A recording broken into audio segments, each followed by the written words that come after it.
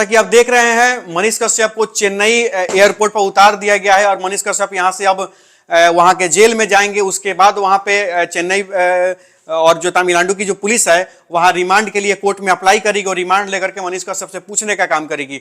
हालांकि इसकी सारी बातें तय समझी जा रही है और पूरे बिहार के लोगों को यह पता है, पूरे बिहार के नौजवानों को यह पता है कि मनीष कश्यप निर्दोष है। जैसा कि मनीष कश्यप जाते जाते भी पटना एयरपोर्ट पर उन्होंने कहा है कि मैं मजदूरों की लड़ाई लड़ रहा हूं और मजदूरों की लड़ाई आप लोग भी लड़िए। उन्होंने सारे बिहार के लोगों से, नौजवानों से यह अपील करते हुए वहां पे तमिलनाडु जाने का काम किए हैं। और उसमें साथ में यह भी उन्होंने कहा है कि मेरे किसी भी वीडियो को यूट्यूब पर जाके देख लिया जाए, उससे अगर लगे कि मैं हिंसा फैला रहा हूं, उनसे लगे कि मैं नफरत फैला रहा हूं, उनसे लगे कि मैं दो राज्यों का संबंध खराब कर रहा हूं, तो बताया जाए, मुझ पर कार्रवाई किया जाए। लेकिन ऐसा कुछ नहीं है और किसी भी बड़े सांसद का, किसी भी बड़े मंत्री का, किसी बड़े नेता का उन्होंने नाम भी नहीं लिया है, इससे भी उन्होंने नकारा है।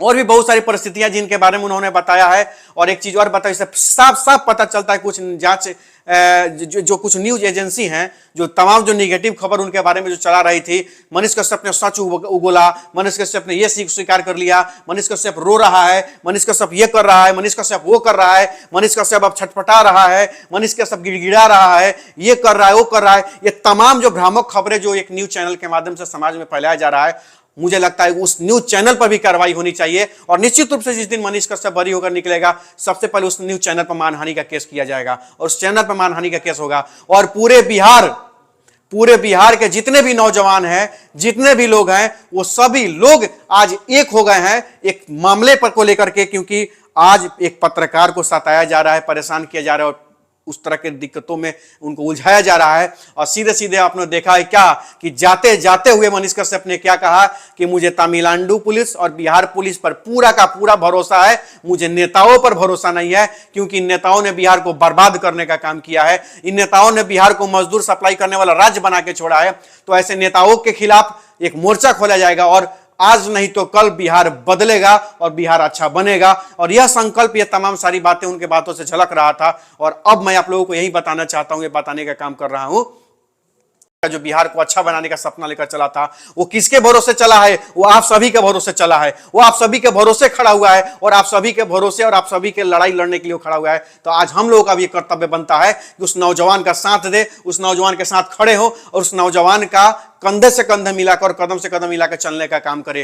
क्योंकि वह अपराधी नहीं है, वह आतंकवादी नहीं है, वह उग्रवादी नहीं है, वह एक स्वतंत्र पत्रकार है और वह पत्रकारिता करने का काम किया है और वहां पहुंच के पत्रकारिता करने का काम किया है जहां बड़े बड़े न्यूज एजेंसी और बड़का बड़का लोगो, इंटरनेशनल अपने आप को कहने वाले चैनल नहीं पहुंचे, अपने आप को नंबर 1 कहने वाले चैनल वहां नहीं पहुंचे। वहां मनीष कश्यप या अनिकेत रंजन जैसा लोग वहां पहुंचने का काम करता है और उस गांव गरीब गुरबा दबा कुचला का आवाज उठाने का काम करता है, उसको मदद करने का काम करता है, उसको उसका हक अधिकार दिलाने का काम करता है। तो ऐसे नौजवान का समर्थन होना चाहिए कि नहीं होना चाहिए, अब यह बिहार की जनता तय करेगी। और बिहार के लगभग 65 से 68% जो नौजवान है बिहार के, वो तय करेंगे कि बिहार का भविष्य क्या होना चाहिए, वो तय करेंगे कि बिहार का नेता कैसा होना चाहिए और वो तय करेंगे कि बिहार का मंत्री कैसा होना चाहिए, वो तय करेंगे बिहार का उद्योग मंत्री कैसा होना चाहिए और वहीं तय करेंगे कि बिहार का स्वास्थ्य मंत्री कैसा होना चाहिए और वहीं तय करेंगे कि बिहार का शिक्षा मंत्री कैसा होना चाहिए। भैया मेरे, व्यवस्था उसको बनाइए, कम से कम स्वास्थ्य मंत्री उसको बनाइए जिसके पास चिकित्सा का कुछ गुण हो, शिक्षा मंत्री उसको बनाइए जो कम से कम पीएचडी होल्डर हो।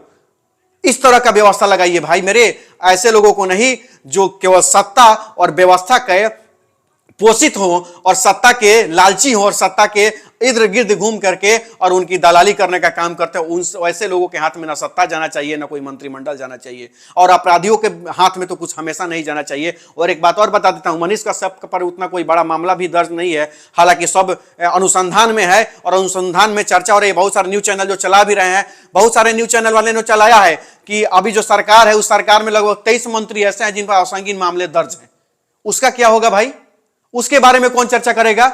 उनका खाता, उन जो 23 मंत्री जिन पे आपराधिक मामले दर्ज है, कई मंत्री चार्जशीटेड हैं, कई मंत्रियों के खिलाफ वारंट जारी हुआ है। आज बिहार का एक एक जनता, एक एक नौजवान और वह एक एक मजदूर जो बिहार से बाहर अपने परिवार को छोड़कर मजदूरी करता है, गाली खाता है, मेहनत करता है, उन सारे लोगों का यह सवाल है कि अगर 23 मंत्री जिन पर आपराधिक मामले दर्ज हैं, अगर मनीष कश्यप का अगर खाता सार्वजनिक कर दिया जाता है, उसका खाता फ्रीज कर दिया जाता है, तो इन 23 मंत्री महोदयों का खाता कब फ्रीज होगा, इनका खाता कब सार्वजनिक होगा। और मैं पूछना चाहता हूं सभी लोगों से कि जो जिनके दरवाजे पे खाली एगो साइकिल हुआ करता था, विधायक बनने के बाद, मंत्री बनने के बाद आज करोड़ों की संपत्ति, मॉल और बहुत बड़का बड़का जमीन जायदाद कैसे हो जा रहा है, यह बिहार के जनता को आप जवाब दीजिए और बिहार का जनता सोचे।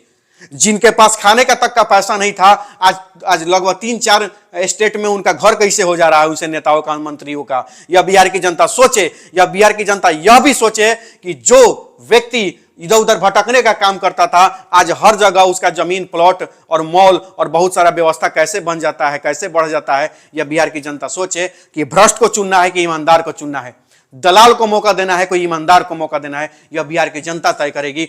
क्योंकि आज मनीष कश्यप को तमिलनाडु ले जाया गया और चेन्नई, जैसा कि आपने वीडियो में देखा है, उनको चेन्नई एयरपोर्ट से बाहर ले जाके गाड़ी में बैठा के उनको ले जाया गया है, जेल पहुंचाया गया है। अब वहां पे कोर्ट में अर्जी दिया जाएगा और मनीष कश्यप को रिमांड पर लेकर के वहां पर भी पूछताछ की जाएगी। तो मुझे लगता है अफसोस तो बस इसी बात का हो रहा है कि यह बिहार उस अपमान को भी भूल गया है जब सुशांत सिंह का हत्या हुआ था मुंबई में और यहां के एक आईपीएस अफसर गए थे और उनको क्वारंटाइन करके, एक बिहार के आईपीएस अफसर को क्वारंटाइन करके और वहां एक रूम में बंद कर दिया गया था मुंबई पुलिस के द्वारा। और वहां से एक पत्ता तक भी मुंबई पुलिस ने उठाकर बिहार लाने का नहीं दिया। एक पत्ता भी उठाकर बिहार पुलिस को यहां पे लाने के लिए नहीं भेजा और बिहार पुलिस को वहां से खाली लौट के आना पड़ा था। और आज तमिलनाडु पुलिस जब बिहार आती है तो सम्मान के साथ वह चली जाती है मनीष कश्यप को लेकर के। तो यह है बिहार, और यह बिहारियों को बदनाम करने वाले तुम लोग सुन लो, देख लो, यह बिहारियों का संस्कार और सिस्टम और यह कोऑपरेशन का भावना कि तमिलनाडु पुलिस आई तो आज यहां से मनीष कश्यप को लेकर गई पूछताछ करने के लिए। लेकिन यही बिहारी आईपीएस जब एक पदाधिकारी जब सुशांत सिंह के मर्डर केस में मुंबई गया था तो उनको रूम में बंद करने का काम कर दिया गया था उनके प्रशासन के द्वारा, और एक इन्वेस्टिगेशन तक नहीं करने दिया गया था, रूम में तक नहीं घुसने दिया जाता था। सुशांत सिंह के मामलों में किसी से पूछताछ तक नहीं करने दिया जाता था। सुशांत सिंह के मामले में कहां था ये लोग, कहां था ये लोग का सिस्टम, कहां था ये सरकार। कानून की बात करता है ये लोग।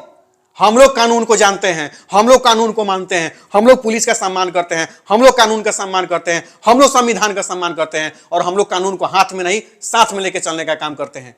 और बिहार की जनता अब तय करेगी और नौजवानों ने तय कर लिया है कि कौन सही है कौन गलत है।